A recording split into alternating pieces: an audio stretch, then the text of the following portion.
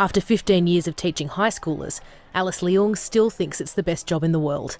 But she's being worn down by the crisis facing public schools around Australia. The workload is unmanageable and is not getting any better. Hold on.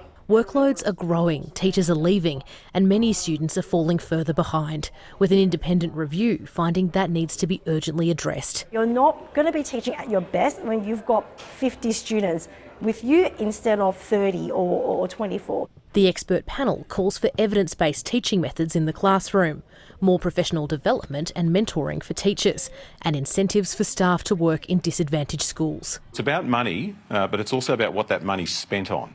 The report also found that while the vast majority of public schools aren't funded to the minimum standard for the sector, most private schools are, and some are getting above that threshold.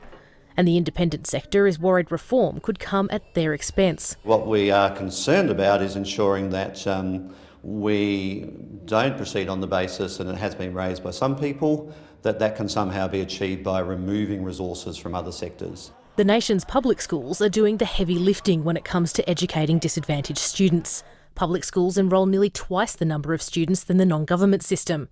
About a third of the students in public schools are from disadvantaged socioeconomic and education backgrounds. That's nearly 3 times the number in non-government schools. We have one of the most segregated school systems in the OECD, not by the colour of your skin, but by the size of your parents' pay packet.